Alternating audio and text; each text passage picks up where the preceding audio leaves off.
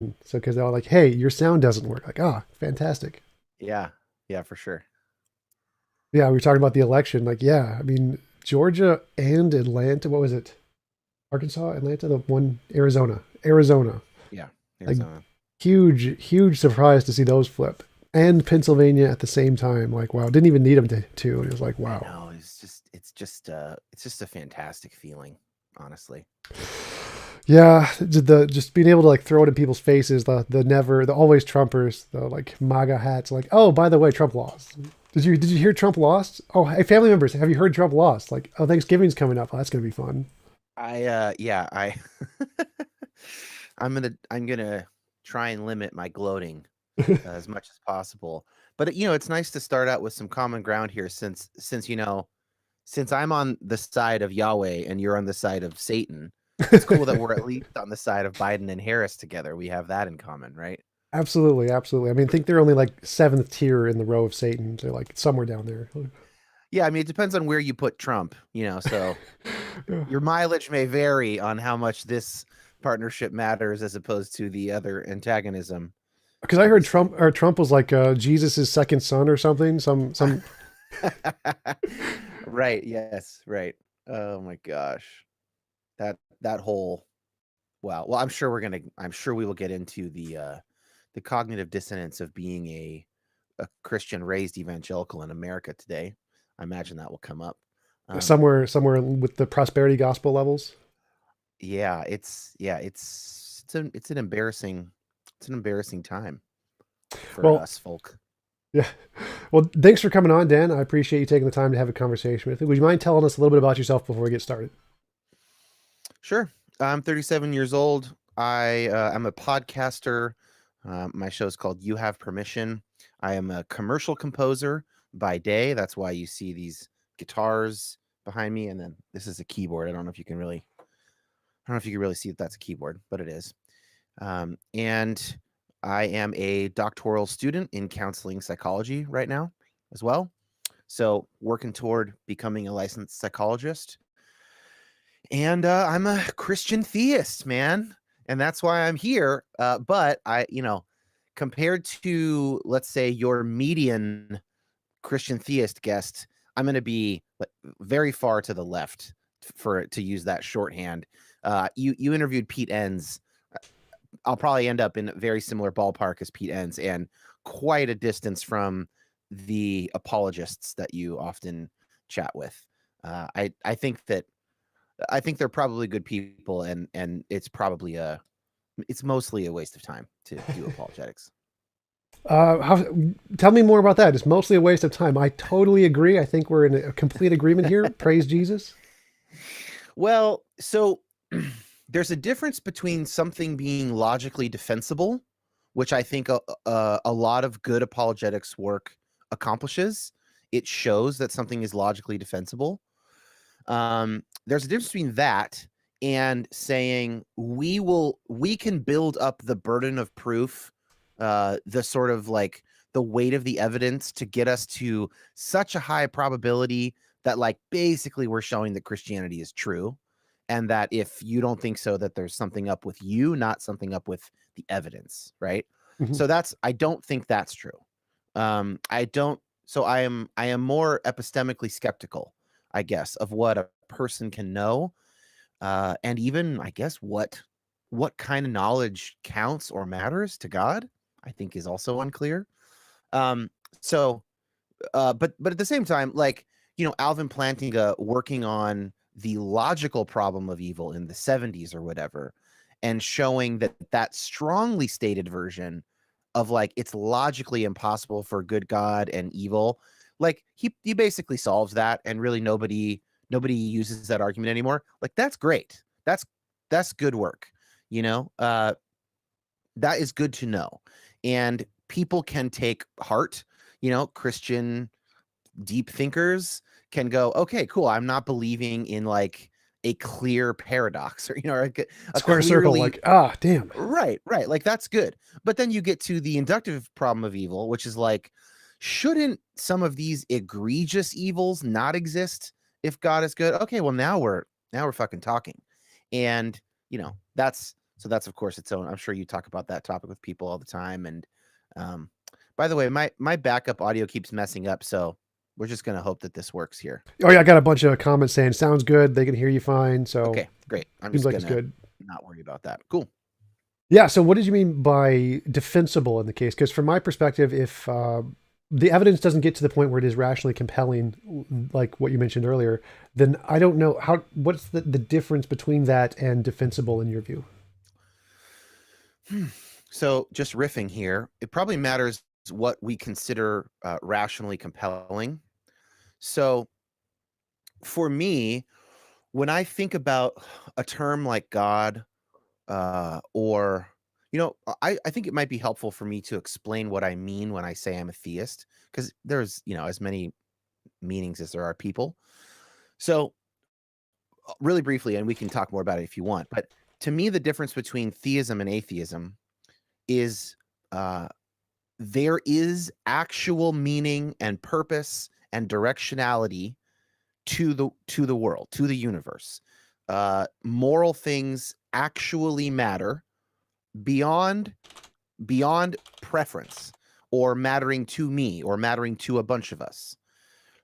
That's basically the difference. So I don't mean an anthropomorphic being who changed his mind with the Israelites. I don't like I'm pulling way back, but it means something like, oh, when someone mocks a disabled reporter, that actually matters, not just to the reporter, not just to the people watching whose moral senses are either inflamed or dulled, rather inflamed by defending the disabled reporter, or dulled in having to defend the mocker. That like really does matter in some sense, and that would be something like in the mind of God, or something like that, that kind of language. And furthermore, that there is some directionality to the universe toward redemption, toward healing, toward flourishing. I'm very wide open in what that might look like. So I don't have a lot of very strong views about how that works in the end. I think it would be impossible to know. But that's the difference. So when I say I'm a theist, I mean there's real meaning. Like there's real directionality. It's toward healing. I can choose, to the extent that my will is very limited, but to the extent that it's free, I can choose to align myself with that. The language Jesus uses for that is the kingdom of heaven, or the kingdom of God. So I'm gonna align myself with the kingdom of heaven. That's where things are headed. I hope and pray. I Well, could be just wrong. a Yeah. clarification there. So, from my perspective, I'm a moral realist. So, I think I agree. I think there is objective meaning, purpose, value, Yeah. objective morality. I think those things are also real. So, how are you distinguishing that from atheism in the? Hmm. Because I mean, it's not just me. Most philosophers actually believe in moral realism, even though like 72 something percent of philosophers are atheists. 56% believe in moral realism. So, most ethicists also agree that there's objective meaning and purpose and aesthetics. I don't really agree on that one, but there's Hmm. it seems like you can have these things without belief in a god. So what do you mean when you say you're a theist and adhere to these things? How is that different from the atheists who adhere to these things? Good question. My bachelor's in philosophy is a little dusty now at 37 years old. Um, but I would say hmm, well, it might be the case that I need a better, more precise definition of what I mean by theism. So that's possible, and I'll need to think about that some more.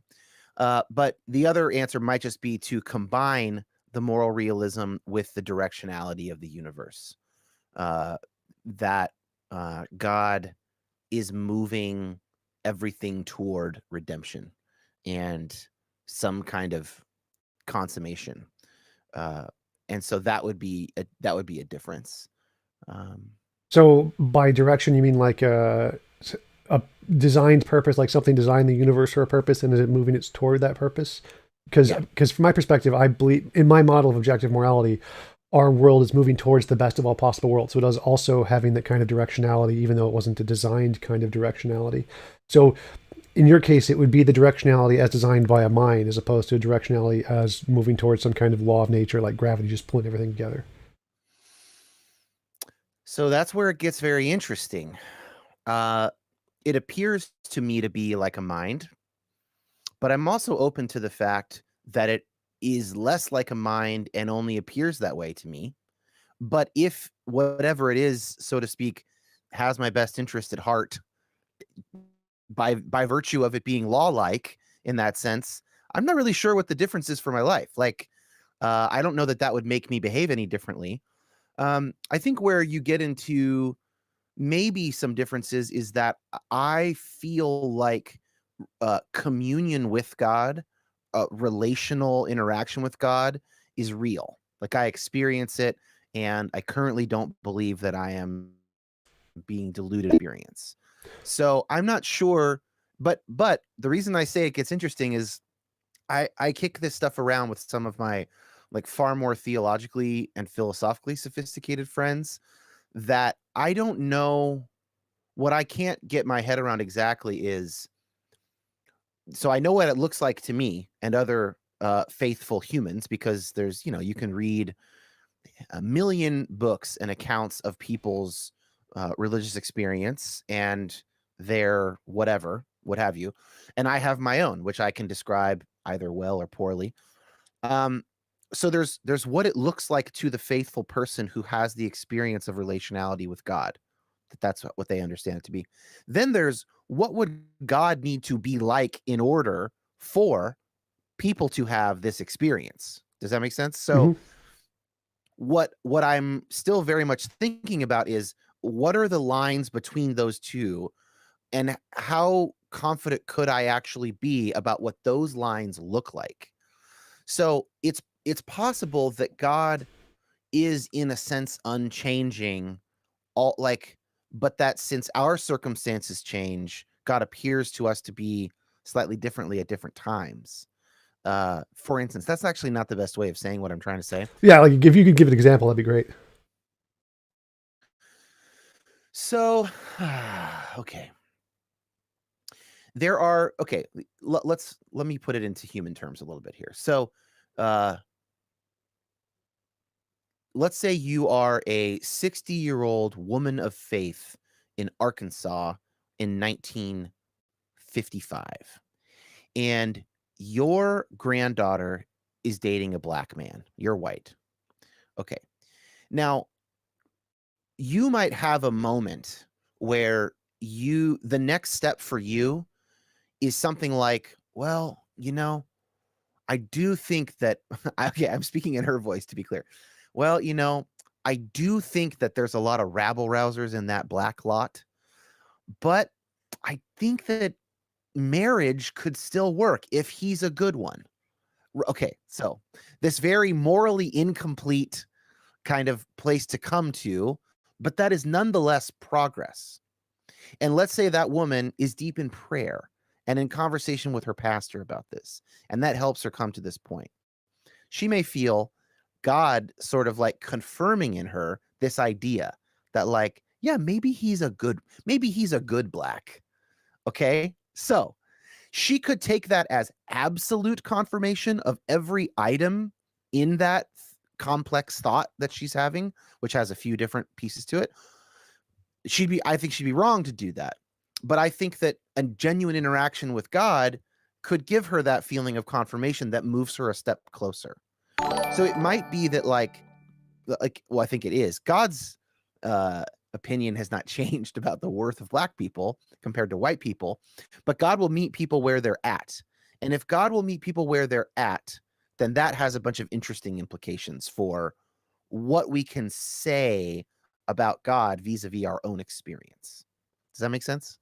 Yeah, absolutely. So, but my question to you is, how is that different from, say, people can experience connection with imaginary friends, or Mm-hmm. objects where they think are conscious that aren't, and say the Zeus Yeah. affirmed my belief or helped me to win the battle by zapping that guy with lightning or whatever, and they can feel the similar kind of reciprocity from some kind of a being that may or may not exist at all. Right. What is it?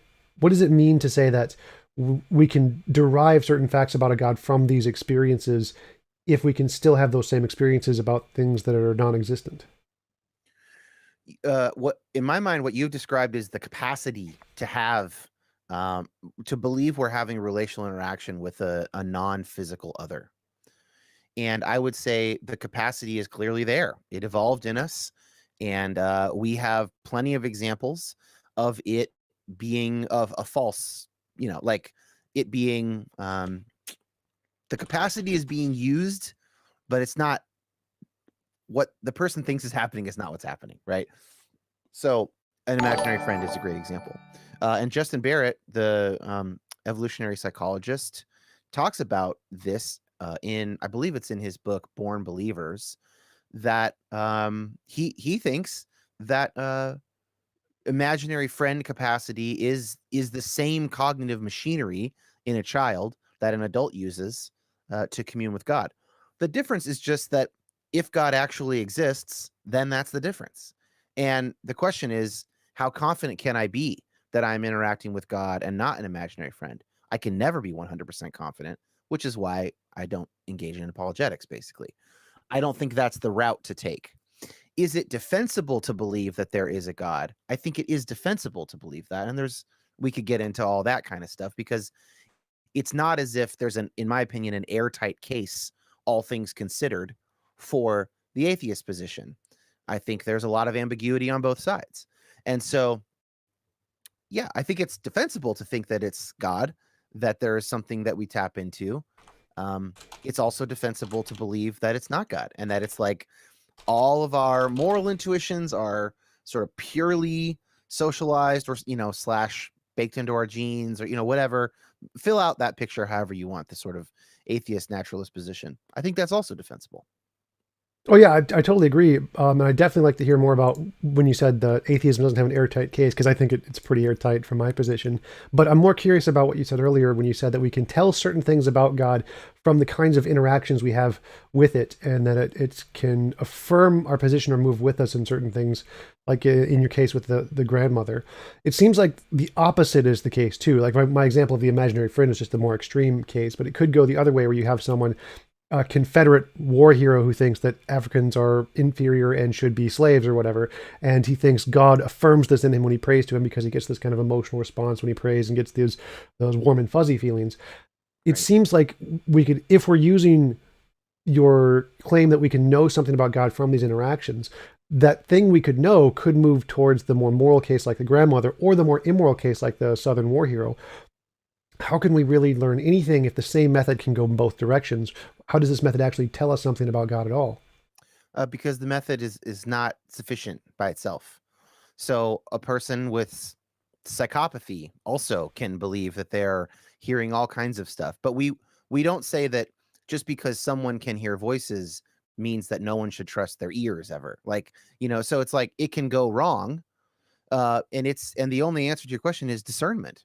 It's multiple lines of evidence, it's discernment, it's wisdom, and wisdom is very hard to pin down. It's very hard to know if one is wise. I really like thinking of Christianity and other religions as wisdom traditions. I think that's a very useful way of thinking about them. Let's say maybe we're not so confident in some of the more esoteric truth claims of a religious system. I don't know about the chakras, or these various Hindu deities. But damn, like there's been 5,000 years of like trial and error within Hinduism that has led to some pretty righteous shit, that eventually led to Gandhi. And so it, like, thinking of it that way, um and then, but if all you have is a wisdom tradition in that sense, then all you have is discernment as to whether or not you should accord with that wisdom tradition, or if you should divert from it, and how good of evidence do you have to divert from it.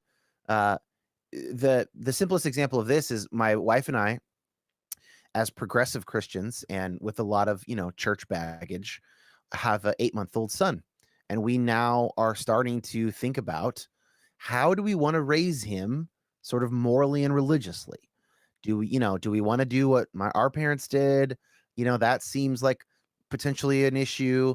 Uh, but when it comes down to it, what we've sort of decided is like, we're going to take a modified approach to the Christian standard, because we think that the chances of us beating it by starting from scratch are low. Like some people have figured some shit out about like how to talk to a kid about God, and there's some stuff we will of course avoid, but that particularly so I'm beginning my own research career, I guess, but currently dissertation on religious and spiritual abuse, and so there are definitely some things I'm watching out for that we will leave out.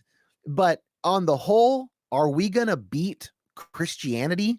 I don't think we are. So, and then even like, and probably even like the way that you and I would raise our children would be quite a bit of overlap. And I would say most of that still comes from the Western Judeo-Christian tradition filtered through philosophy and the scientific revolution and all that stuff. So even then, we could nitpick that a bit, but that's kind of that's the thrust of it for me.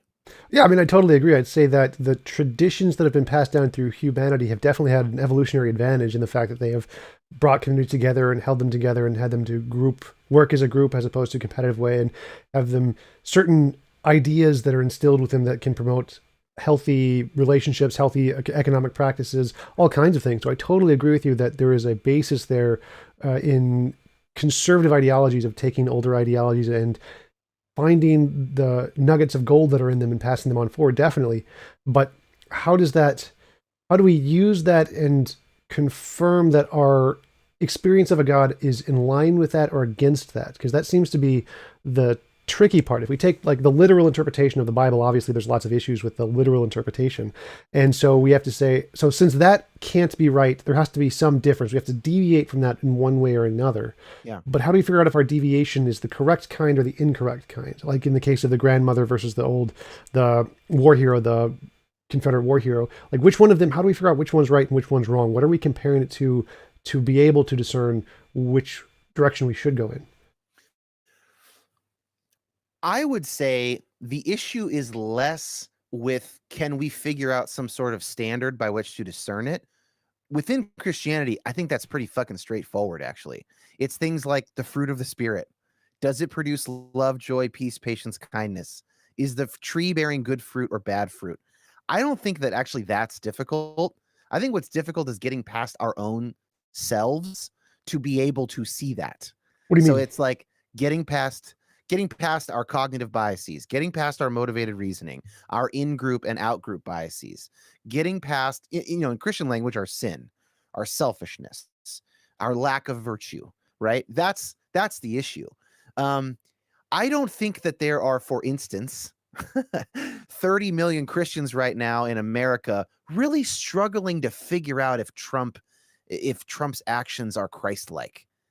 That's not what's going on. Uh, that's plain. What you do with that, measuring that against other requirements or tribal identity or whatever, that's where the problem comes in. So, if you're looking for 100% certainty that I know that my prayer experience aligns with the truth or not, well, never going to have that. But the fruit of the Spirit alone is like, okay, that can probably solve 95% of cases. And then yeah, there'll be some, and there are some, and these are often the things that split churches. So the debate around homosexuality, for instance, do we go with what appears to be the plain reading of the text, or do we go with these more like evidential, like what's the fruit of the tree, like, which I think people who lean that way tend to be inclusive. And of course there are different ways of looking at the text, and there's ways around it, but most of the time, you know, I don't need a encyclopedia to know that Trump is an anti-Christian person in his actions, that he's not in line with the kingdom of heaven, right? Oh, I guess absolutely. you were asking more though about like our prayer experience, which is a little bit more complicated than maybe outward actions. But again, I would just say it's taste and see, again, to quote the Bible. Like that's not the issue for me. The issue is like, can I get past my own bullshit to taste and see? That's the real problem. Oh yeah, for sure. I mean, I think it's a really difficult issue to overcome because even in the cases like Gandhi or Mother Teresa, there are many immoral things that they did in addition to the many moral things they did. And so trying to discern, well, Sure. is this really the good fruit or the bad fruit? Because every human being is a mixed bag of both good and bad. Trump's more of the Correct. bad than I don't know where the good is. It's probably there. It's Or got to he be there puts all the somewhere. bad out. He puts the bad out there as part of his strategy, or or something, right? He's a cartoon villain, which is itself psychologically interesting. But he's not my client, and I'm not a psychologist, so I'm not going to diagnose him. But it is very interesting to think Yeah, about yeah, why he that's chooses that. Yeah. for sure. Interesting is probably the best word to use there. So you mentioned Well, that. okay, you know what? Let's actually use an example from the Gospels. So there are a couple places in the Gospels where the writers have Jesus doing some questionable stuff. There aren't a lot of these examples. There's two that I know of, and I'm only thinking of one right now. But he basically calls a Samaritan woman a dog or something like that, and it's maybe even like bitch, if you wanted to use the kind of American English idiom. And so we have to look at that, and we have to go, okay, either there are two variables here: Jesus being morally perfect or not. So you could fall either direction on that, I think, and still be a Christian. And the gospel accounts being perfectly accurate or not, and you can of course fall either way on that. But you could maybe put in a little 4-box, diagram where you got to work with a situation like that. Like, did Jesus call a Samaritan woman a dog? If he did, then it looks like he did that. He sinned, or he made a mistake in a moment of anger. If he didn't, then we have a text that includes something that didn't happen.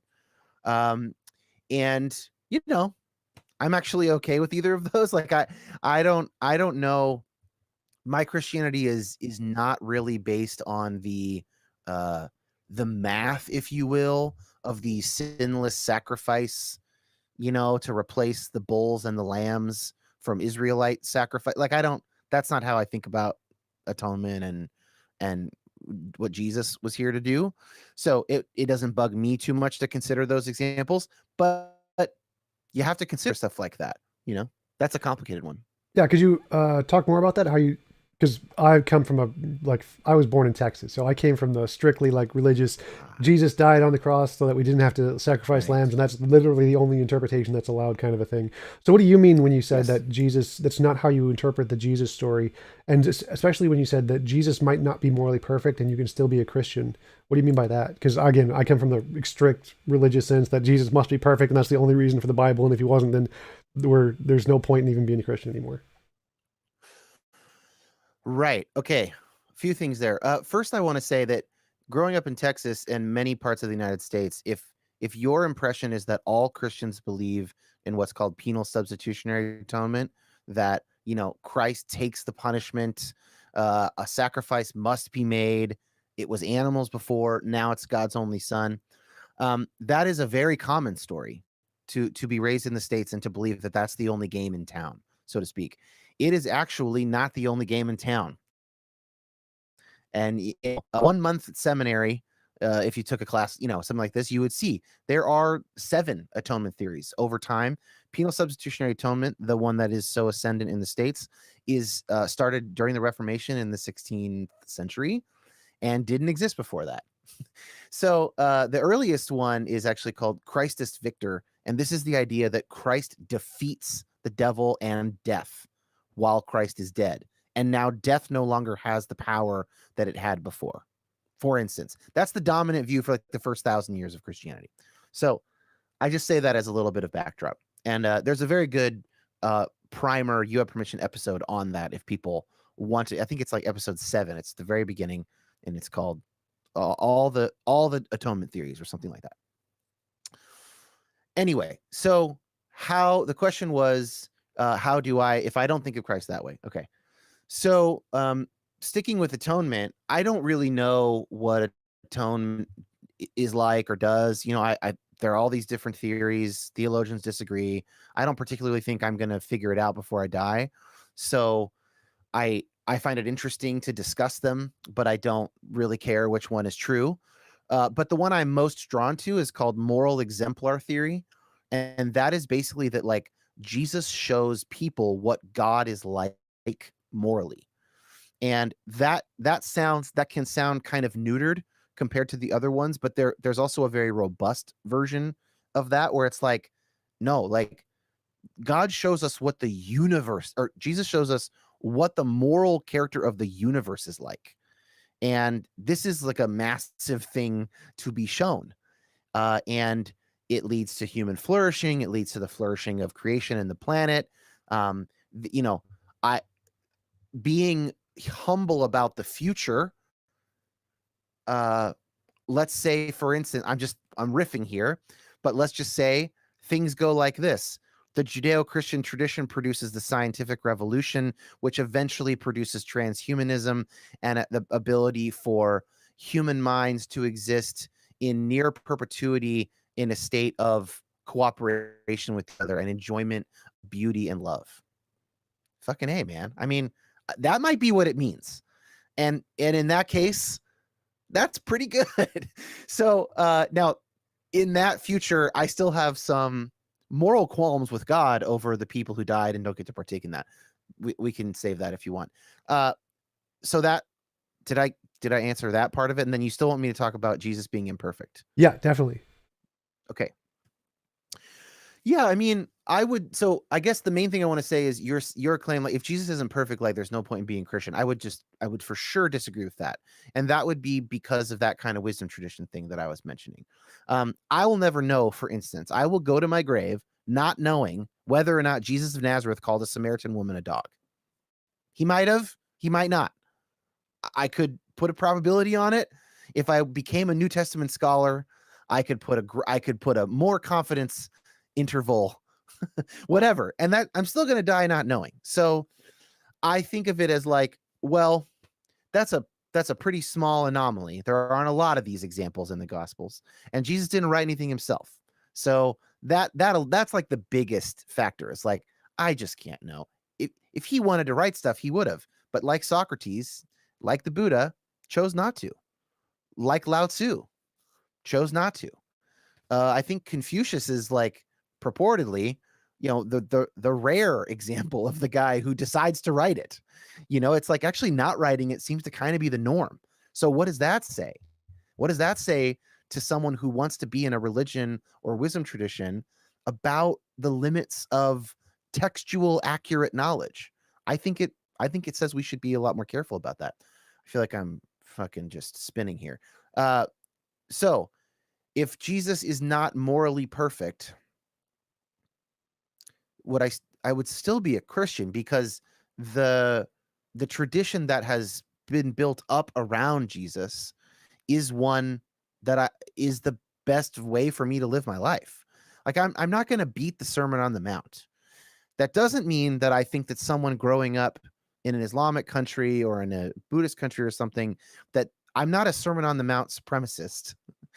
It's more like, I think that wisdom traditions and religious traditions have grown up in connection to culture, and they have sort of the key to unlocking the moral imagination of that culture. And so there are some people who, in a sense, are born into the wrong culture, like, would be a better fit elsewhere. I'm not one of those people. I'm a Western white male. I know it.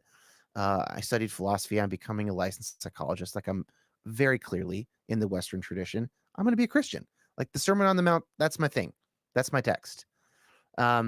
So even if it turns, and of course I'll never know if Jesus was perfect or not, but there are like sufficient different models of how to think about Jesus within this tradition that I'm going to stay in the tradition, and I will just maybe shift models. And I have a few times in my adult life. Yeah, cool. So, yeah, because from my background, the whole point was Jesus needs to be perfect, and that's why he Right. saved us from our sins. And Yeah, it's a little math problem that they think they've got all figured out. And I think it's based on an insufficient humility, intellectual humility. Yeah. for sure. But the first question I think they would ask is like, well, what's the point of hell if Jesus wasn't the perfect lamb? Then, Well, I don't believe in hell. oh yeah, Yeah. yeah, No. yeah, because you were mentioning the transhumanism thing that sounded a lot like heaven to what most Christians would Right. define as For heaven. sure. Yeah. Yeah. I mean, there's a way, like, I think there are a bunch of theologians working on transhumanism and sort of the theological possibilities of that. And I'm aware of it, but haven't really dove into that much with those people. on the show, for instance. But I have friends who are more interested in it than I am, and so yeah, that's a real possibility. But no, I definitely don't believe in hell, and really haven't since I was like 21 or so. So until I once I realized I didn't have to, I dropped that. Yeah, it's definitely. I did too. I usually just drop the whole religion on the side. So what do you? But heaven? Do you believe in heaven also, or in a soul in the afterlife at all? Those are so heaven and the afterlife are one question, and the soul is separate. Let's save the soul if you want to talk about that.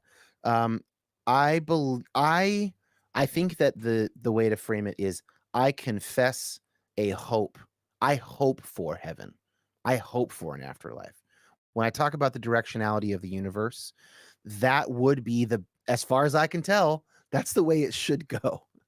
That like if there's a God who can bring a universe into existence, and if that God, and if I'm right that that God communes with each of God's creatures directly at every moment, luring them to the good. If those two premises are true, then I think it follows pretty strongly probabilistically that like that God's got something in store for the future. Like it would seem to not be an issue of power slash ability. That would seem to be satisfied by the type of being who can bring a universe into existence. Yeah, like if you can And create a universe, I mean, come on, we can. Like, right now, it might not still look like the kind of pie in the sky stuff that some of us imagine. There might be real constraints, just like there are logical constraints and possibly sort of cosmological constraints on creation. It may be another matter-based universe. It may be I don't know. It may be something that's slightly more Eastern to do with sort of consciousness, capital C. I have no idea. But what I'm saying is that this is the argument as I see it. And of course it's not airtight, but brought a universe into existence, I think, communes with creatures, I think. Therefore, yeah, there is like there is such injustice in this life for those creatures that I believe are deeply loved by God, that a God with such power will use that power to that end. Not unlike the kind of reasoning I would imagine you've used to come to the best possible worlds sort of perspective. It's a similar kind of if then type of a thing. oh, for sure. So, but that begs the question, like what you mentioned earlier, the probabilistic problem of suffering. Like, if God's capable of making the potential heaven and this universe, then why didn't He make this universe into that more divine state without the suffering? Why did He make us in this world which does have so much injustice in it? Yeah, yeah. So I don't think that I can answer. Like I don't think I can ever be confident that I've answered that question. My favorite answer comes from the theologian Philip Clayton, who's at Claremont graduate school or seminary. I forget what it's called. And his book that he co-wrote with another guy is called Beyond Belief. If people want to dive into the argument, that would be much better to read that book. It's short than to hear me bastardize it. But there are very philosophically sophisticated ways of thinking about that have to do with agency, and that if God breaks human agency, though limited, that would invalidate the entire project. That's basically the nub of the argument. And I'm not like drop dead convinced by that, but I find it reasonably convincing that if the other stuff lines up, like that's a plausible explanation.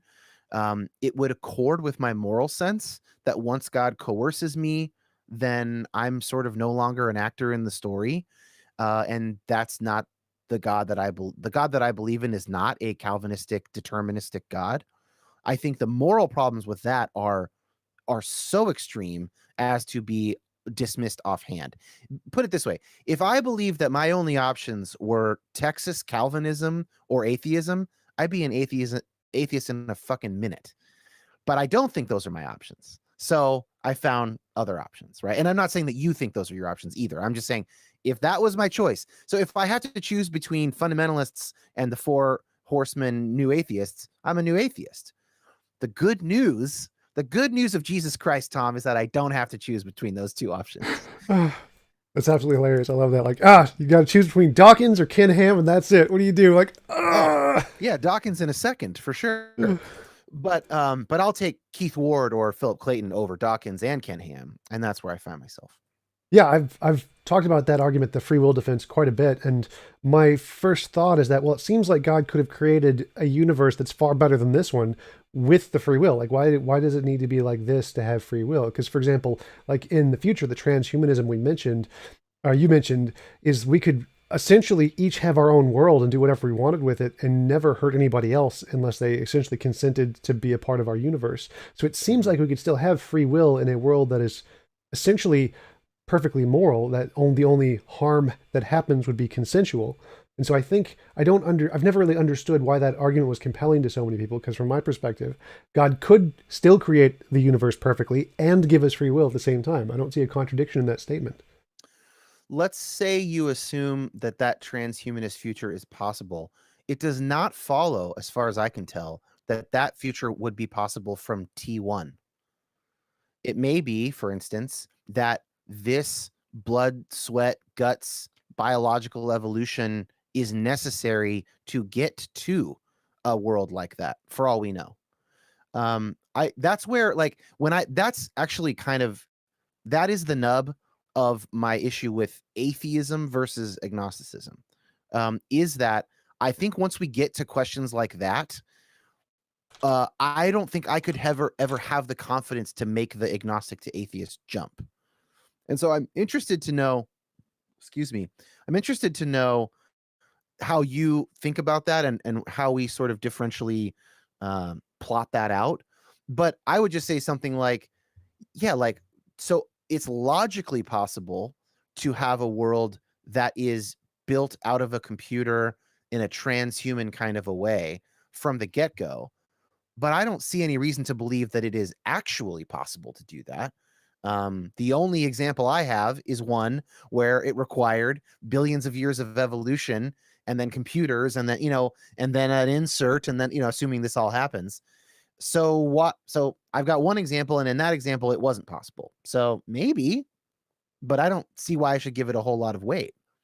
Oh yeah, from my perspective, I see if God can create the universe, because the universe is far more complicated than the transhumanist world we're describing, it seems like it would follow that he should have been able to create that directly, because the universe is so much more infinitely complicated than just this transhumanist laws that we're describing. It'd be pretty easy to make those by comparison if we look at it, unless God can only do essentially like one thing, which is just create the universe and let it go kind of a thing.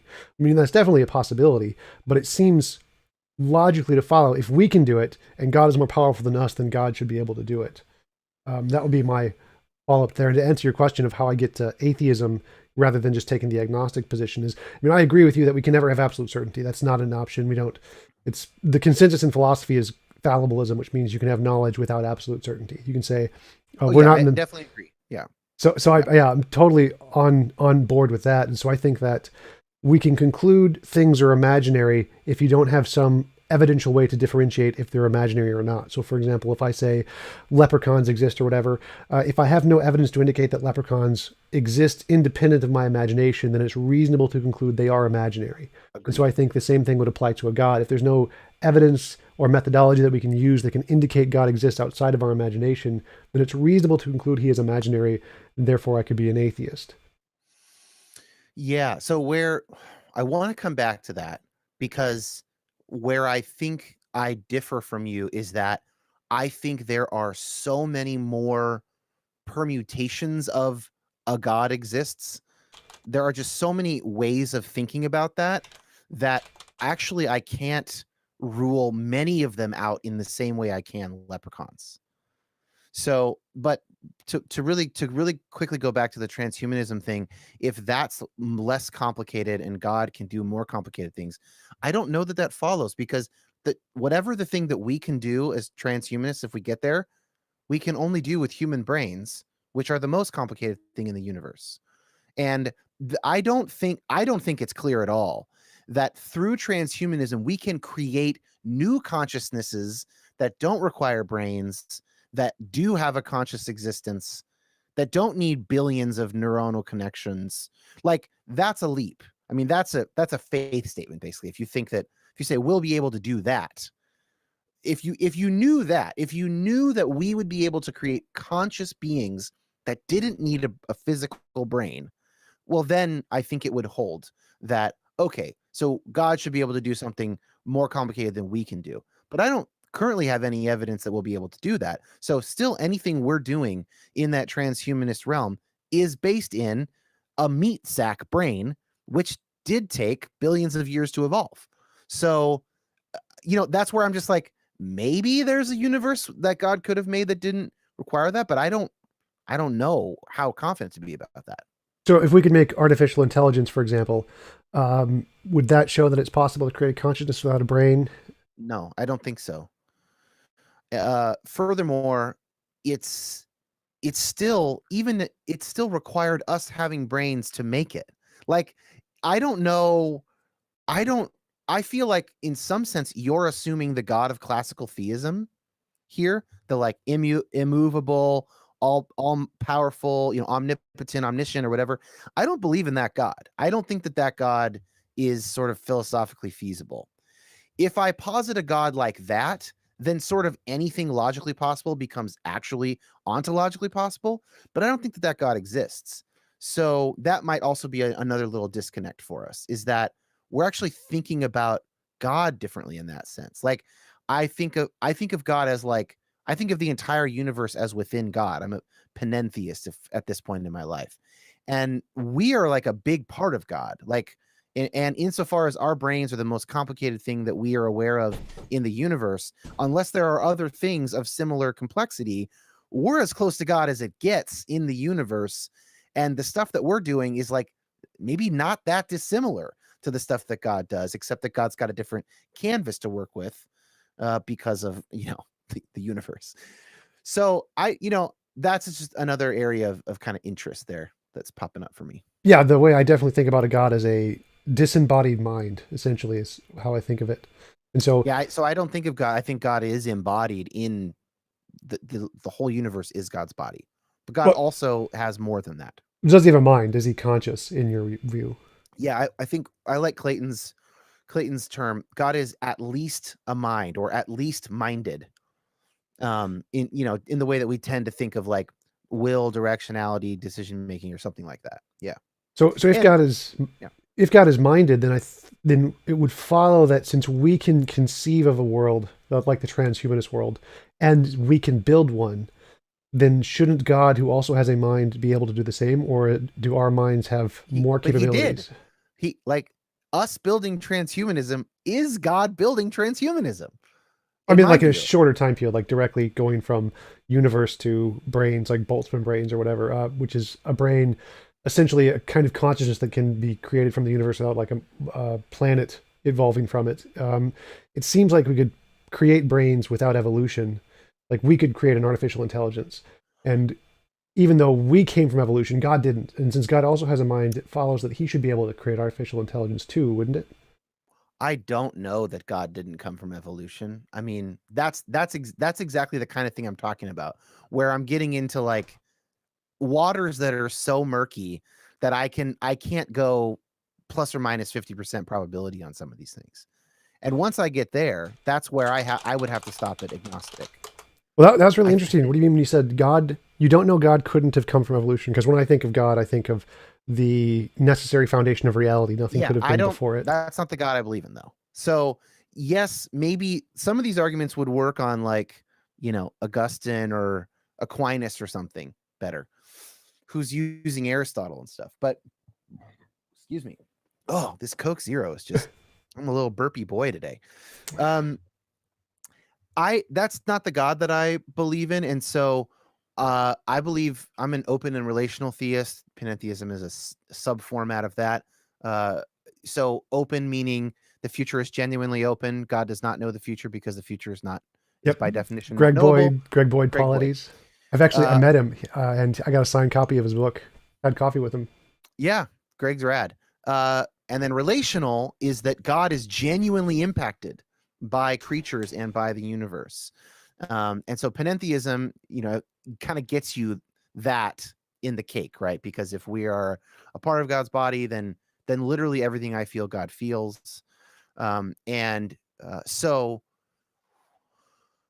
okay, so is God a product of evolution? So God is not the first mover for me, the immovable mover. Um, I do believe in the Big Bang. Some open and relational theists are cool with other forms of cosmological. So, like Tom Ord is cool with like an infinite uh, universe or whatever that maybe starts and stops, whatever keeps going, different forms. Many Christian theologians are cool with multiverse theory. I'm cool with multiverse theory. I just think that like there are a lot of different possible ways that God could be with regard to how God came to be. Maybe God came to be through some other process, and God and we are part of God's universe, but that doesn't mean that like our God is the only such being in all the universes. I'm not sure how I could ever know that other than supposed logical proofs for the first mover, which I don't find convincing. So again, that's a 50% probability for me. There's no way to put that above or below. And so I'm not gonna want to reject theism on those grounds, because then I think I'm assuming too small of a picture of what God might be like that would still be consistent with basic religious claims and religious experience, for me, more importantly. So, just using the multiverse as an example, it would be possible, for example, of your idea of a god to be the panentheistic ground of our universe. So, our universe is a part of that god, but each universe could have its own potential god. Would be one possibility. It's certainly possible. Or all those universes are part of the same God. And as soon as I get to language like part of the same God, I recognize that I'm at a 50% probability place, because I don't know what the hell that language even means. What kind of referent do I have there? Yeah, So, absolutely. so Tom, if I want to argue against theism personally, I'm not going to go with the whole like these things are incompatible with a classic theistic view of an omnipotent God who can accomplish anything logically possible and morally good. Where I'm going to go is like, oh, and where I do go when I doubt and when I have days that I am less certain is like, oh, at a psychological level, this stuff all looks like the kind of shit we would make up. That to me is the stronger argument Oh yeah, than, absolutely. That's exactly the way I go in my yeah, statement. Is I say that anything we assert is true, like anything we think exists independent of our imagination. It's You have to show that it somehow does exist independent of our imagination, because everything comes to us in the form of a thought. We have an idea of like, well, what knocked over that cup? It could be the wind or a squirrel or a bird, a leprechaun, a unicorn, a god, mhm, aliens, anything. We just make up infinitely possible ways to explain how the cup fell over or how the universe began or what caused the fine tuning or what causes our moral intuitions. Everything has infinitely many ways to explain what it caused. And they all start as imaginary. They're all definitely imaginary things in our head first. But right. then there's only one truth. There's only one thing that actually caused it. And to be Or many things that caused it, actually. sure, it could definitely be a combination of things. That would all just Right. be I mean, I think it always is probably a combination of things. Even if it's the wind, well, then that's the high pressure system over here, and then that's because of this, and that's because of the butterfly effect a million years ago. It's always all those things. But actually, so Clayton, you really should talk to Phil Clayton on oh this. yeah, I wrote his name down as soon as you said it. I was going to Okay, send him an email. that I will watch live. Okay, I will be tuned in. I'm not watching no replay. So, but he says that he thinks there's reason to think that the existence of the cosmological constants, the fine tuning, is evidence of something mindful, and that seems to me more than 50% probabilistic. Because I certainly can't think of any other way you get those things set. The other option is, of course, the like multiverse, infinitely generating universes or whatever. But he says, and I find it convincing, that actually just kind of kicks the same can down the road. So then what's the principle that comes up with infinitely possible universes such that we get these ones? There's still something to explain there. I've never been It's not my area of expertise, but just anecdotally, I've never been really convinced that multiverse gets you out of fine tuning personally, the fine tuning sort of minded argument. Oh yeah, absolutely. I've had I think 3 or 4 different professors of cosmology on talking about that. One was Robin Collins, who's like one of the world leading experts. William Lane Craig quotes him all the time. And we had a really long conversation about this. My response to the fine tuning argument is, well, who fine tuned God?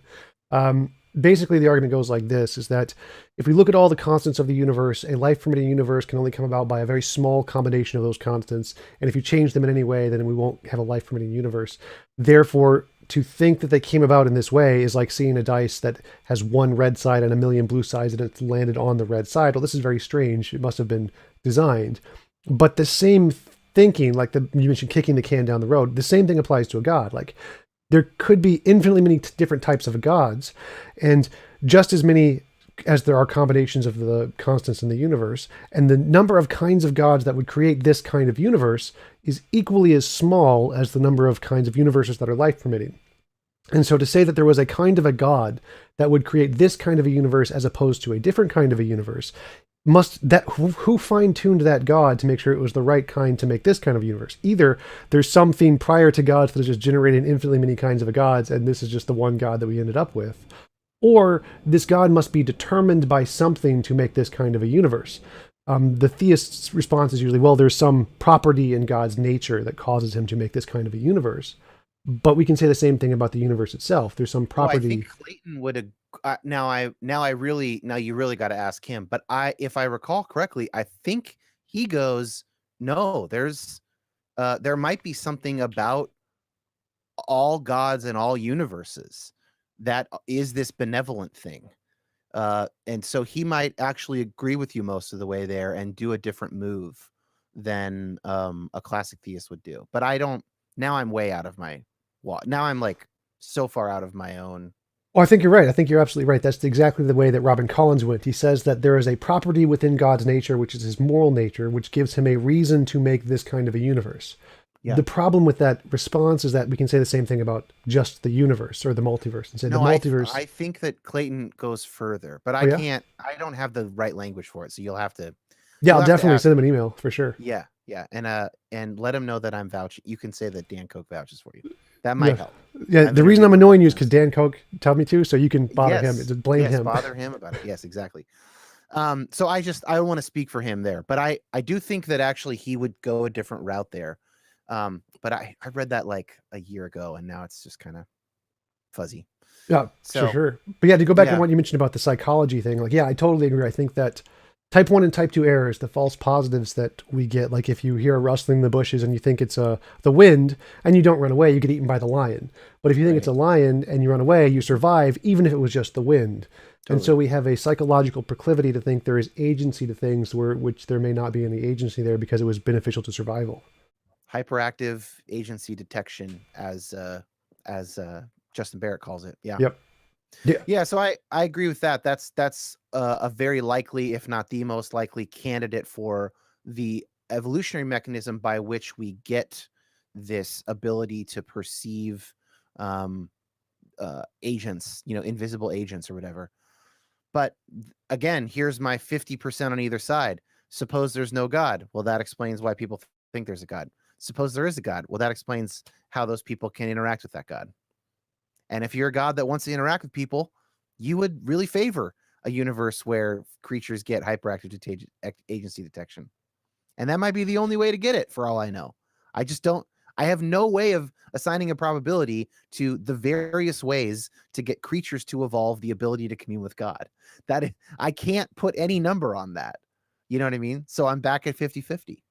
Oh yeah, for sure. I think that there's always infinitely many ways to do anything. So the way I think of it is everything starts as imaginary. Everything starts at 0, and then you have to show evidence to raise it above 0. So I start with the idea that if you have any explanation at all, it starts as imaginary. It's just something in your head and nothing more. And until you can provide some support for it, then we have to conclude it's just something in your head. That's the methodology I use. Yeah, I'm not sure. I'd have to think about that more. But I wouldn't, I certainly don't want to. I'm not saying that every explanation starts at 50%. And it could just as likely be a unicorn as not. I think that there are people currently saying that about the election results. Well, it could be a bunch of fraud in 5 states. I actually don't know. I don't think that starts at 50% probability just because your preferred news outlet wants it to. When I say the reason I go to that 50-50 thing is I think that's when I think I'm talking about something I don't have any access to. Where or that is if you assume one thing, then it's perfectly reasonable, and if you assume the opposite, then it's the opposite. So like I said, with like, if you assume a God who wants to commune with God's creatures, then great. What a cool way God used to get there. And maybe with an open future type of theism, there might have been 100 other possible ways, and this is the one way. I'm actually really open to that. I think that the work around cephalopods and octopi is really interesting. That they evolved. The furthest back shared ancestor is like a bottom dwelling ocean worm, and then every other thing about their nervous system and our nervous system evolved separately. And so I don't know how into this stuff you are, but their brain is like throughout their whole body, basically, and their limbs, their tentacles are a part of their brain, and it's a much more decentralized nervous system. And given enough time, like, we will probably pollute the oceans before then to where it's unlivable. But on another planet, for instance, that didn't have land dwelling creatures to pollute the oceans, uh, it's and given billions of galaxies with billions of stars in each of them, I believe there are underwater creatures communing with God and praying, and they have, a totally different a different moral matrix, different metaphors. I don't know what language is like for those creatures. That might be it's really fun to think about. I'm way open to all those possibilities. And so that's why just simply saying, "Oh, look, it evolved to avoid tigers, to avoid, type 2 errors." Sure, like, yeah, it did. That just to me says sort of nothing either way about God's existence. Oh yeah, I totally agree. Have you heard of the problem of underdetermination in science? I don't think so. So the problem of underdetermination is that any set of empirical evidence can be explained infinitely many ways. You can always come up with explanations for what did this. Right. You could say the entire world was created by magical pink bunnies 5 seconds ago, or 2 magical pink bunnies 6 seconds ago, or 3 magical Right. pink bunnies 7 seconds ago. And so there's always infinitely many ways to explain literally everything, just everything about the universe in its entirety.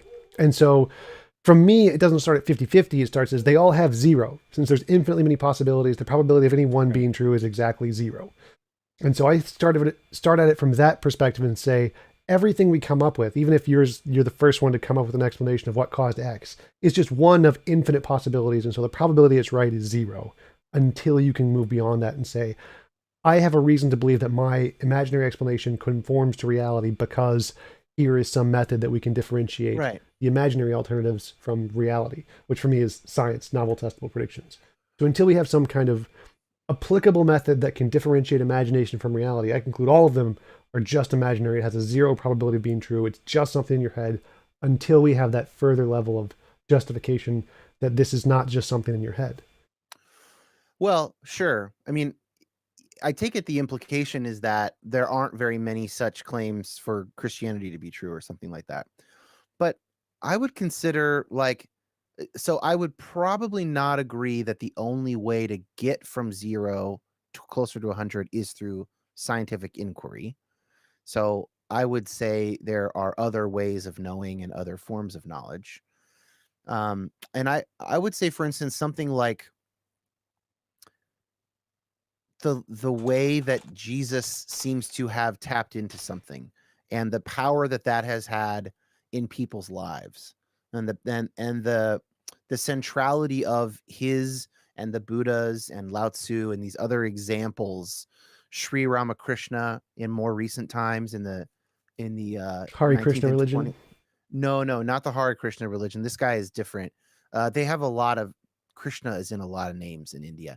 Sri Ramakrishna was I guess kind of like an interfaith mystic and spiritual teacher in India. I think in around like the middle of the 19th century, um, and just by all accounts, a tremendous person, and founded another school of Hinduism. But these, I use him as an example because he's closer in time to us than Jesus or Socrates or whatever. But these are all like these people were tapped into something, and in some sense, the proof is in the pudding. I So, can't. so just to clarify, Yeah. you're saying that because they had such a profound impact on the world, that's evidence that their something behind them was true about the universe. Some of their belief system about spirituality was true because they had a positive impact on the world. Yeah, I mean, if you want to think of it like expertise of some sort, like expertise is one way of knowing. So it might be true, like for instance, if Dr. Fauci does not himself, he has not himself done all of the primary research on everything he knows about epidemiology. He stands on the shoulders of giants, of other people who've done the work, and expertise is a way of accumulating and consolidating generations of knowledge, right, in the scientific world. But I think that expertise applies elsewhere too. And I think that Jesus and Socrates and the Buddha had some kind of expertise. And the proof of their expertise is in the pudding of what came after them. And so that's not a 0 out of 100 for me. The claim that Jesus reflected God or something, let's use a watered down version of a basic Christian claim. I don't think that's 0 probability, because like hospitals were invented by clergy and science was invented by clergy, and there's still a bunch of really dark shit around the Holy Roman Empire, and so that we have to look at it all. I'm Crusades, not. witch hunts. Yeah, crusades, right? Witch hunts. I'm not trying to paint an exclusively rosy picture, but it's not 0. Like, uh, uh yeah, that's I guess what I'm saying. Yeah, I think that's really interesting. I'll have to think about that more. But my initial thought is like appeal to consequences. The fact that something has an impact on society doesn't seem to will relevate be relevant to its truth in one way. Because, for example, flat Earth was prevalent at one point. Hmm. Ptolemaic astronomy was relevant at one point, but I don't think its truth was indicated by the fact that many people believed it or that it had a big, profound impact on society at the time. I would not include that into my method of trying to raise it from above 0. I guess so. Jesus says, come and see, taste and see. Uh, he says, you have to lose your life in order to gain it. That's the big Joseph Campbell thing, the hero's journey of like there seems to be something about uh, subsuming oneself to something larger that unlocks, that a lot of people report, and I would include myself, unlocks a better type of living. If that's true, I don't know how you quantify that, scientifically or something. And yet that's a kind of experiential knowledge. It's an experiential knowledge which with like much murkier language around it, which is why I try to hew to a very high level of theological humility around the language, but it's not nothing. And in fact, arguably it's more important than any of the purely abstract and scientific stuff. Well, not all of it. For instance, if you wanted to get rid of your cancer so that you could continue to live, that would rise to a very high importance level. But it's the kind of commitment that the religious traditions call people into, the life of service, is not a purely rational thing. It's not a purely cost benefit thing. It's something totally embodied. It's messier than that. And uh yeah, that's and that seems to me like a kind of knowledge. And my buddy Matt Benton, who's a philosopher at Seattle Pacific University up here in Seattle, he's working along with some other philosophers on this idea of personal knowledge. And I don't want to bastardize his work, but there's some interesting stuff going on right now in the philosophical community about what does it mean to have knowledge of a person. That is in some sense, it's a distinct form of knowledge. It's different than empirical knowledge. It's different than um, you know, expertise. It's different than whatever. Yeah, I'd definitely be interested to hear more about that because when I think of what does it mean to know a person, it's usually just some kind of sense experience of what the other person is like or something. So I'll Yeah, he's definitely definitely talking about something else. Yeah. I'll contact him in that to ask about that. So, but you mentioned like if you could unlock a better way of living through a religious belief or religious connection, I definitely agree that would count as evidence because that's a novel prediction. You're saying here's something new that we Yeah. don't know about the world, and if we follow this method, we'll get this something new. Definitely, that counts as evidence from my perspective. But my Interesting. question would be is like what you mentioned, how do you demonstrate that this is actually true, that there is this actually better way of living, and it's not just an imagined thing? Because I was talking to You just several. live your life. This is why I'm not an apologist. I don't think you can really demonstrate it. I think you can invite other people into it.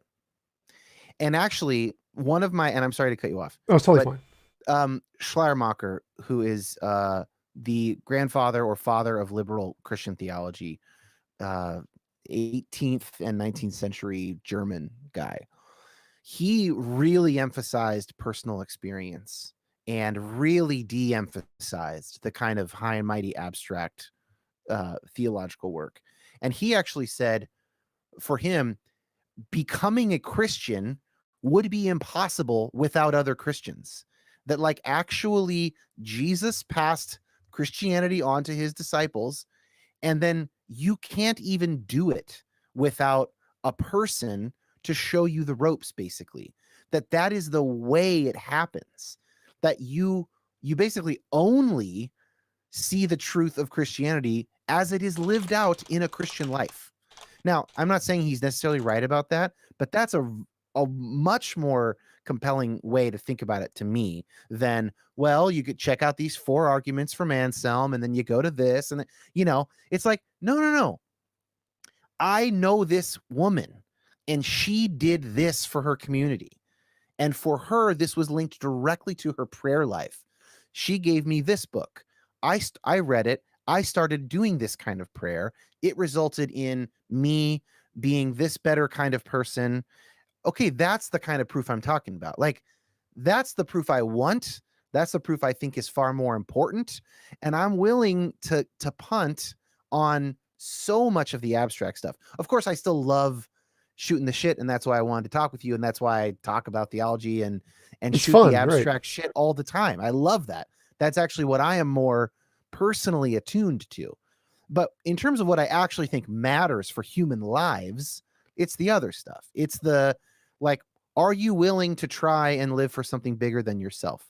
And I should say, as a hopefully budding spiritual abuse researcher, that kind of thing can be very misused, and people can be seriously abused and manipulated through that kind of a thing. So I don't mean in all cases everyone should always submit.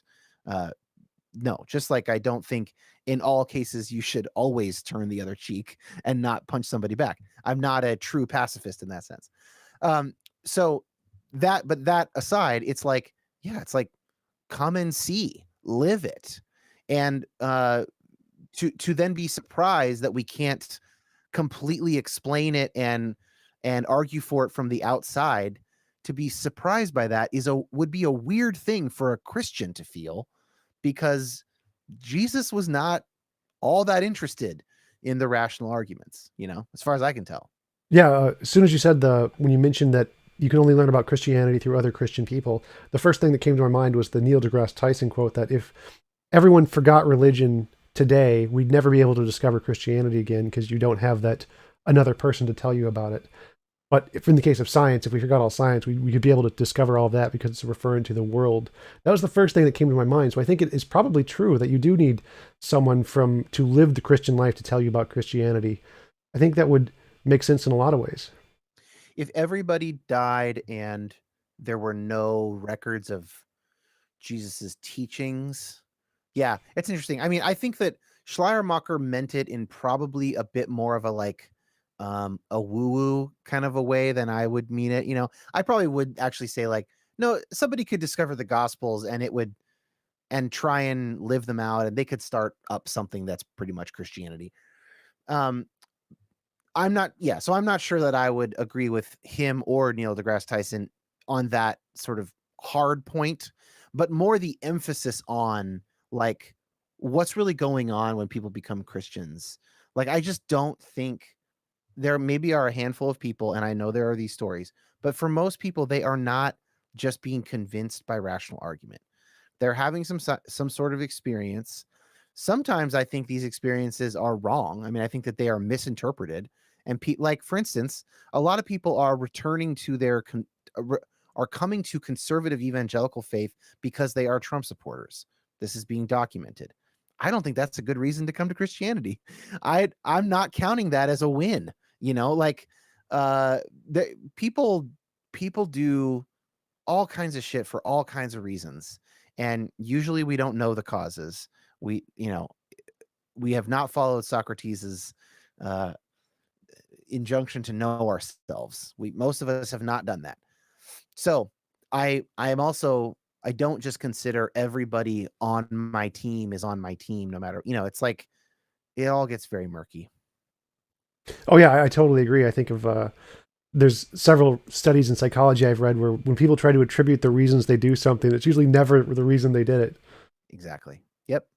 100%. And that's actually why that was why I turned from planning a career in theology to one in psychology. Was I read Jonathan Haidt's The Righteous Mind around the 2016 election, and it just blew my mind. It was my origin of species, I like to say, and just kind of like kicked off something for me of like, oh, these are the explanations I've been looking for. But I actually think that Jesus was incredibly psychologically uh, aware, and that actually a lot of that stuff really lines up with Jesus's teachings, obviously in a different idiomatic language of the time. But like, yeah, I mean, it's it's oh, when you realize, for me, it was so liberating actually to realize, oh, like people don't do things for the reasons that they think they do them. Okay, we can move on, like I can, and neither do I, and okay, so that's where the work needs to be done, on Yeah, it's myself. definitely one of the most interesting fields studying psychology and how the human brain works and how we post hoc rationalize everything we do to make it fit our worldview. Yep. Daniel Yep. Kahneman's work, really love him a lot. Yep. Yeah, me too. Totally. But yeah, I think I can, I can, I relate a lot of ways to what you said earlier when you said that you can have different teachings and principles that you can identify with based on your culture. Like you mentioned the Sermon on the Mount. And I think I can definitely identify with things like Buddha's save all suffering beings everywhere. I love that one. And lots of Socrates' work. I can definitely see how those can definitely be very compelling depending on your background and how those sentiments can um, invoke your personal values. Yeah. Yeah. I was thinking actually this morning, I was thinking of kind of separating my faith into three tiers. There's like cognitive beliefs, there's that personal values, and then there's like behavior and practices. And I think I'm actually sort of least interested in the cognitive beliefs, or I think that they're the least important. And so the values for me are clearly coming from, I'm aware that they are Christian values. It's Sermon on the Mount. It's the parables that Jesus teaches. That's really the center of it for me in terms of what I think is most important in the world. And then in my behaviors and practices, on the one hand, my behaviors prove the basic truth of Christianity. As Paul says, I do the things I do not want to do, and I don't do the things I want to do. So my behaviors don't line up with my values, you know, in plenty of the time. But the practices that I'm committed to doing are a result of those values. So trying to have regular prayer practice, even taking care of my body and doing personal training so that I'm in a better shape to be able to love my son, which is connected to, the value of like, and play with him and coach his t-ball team. And, like all that stuff is connected to these religious values that I have. And the beliefs, there are some beliefs that are necessary for those values.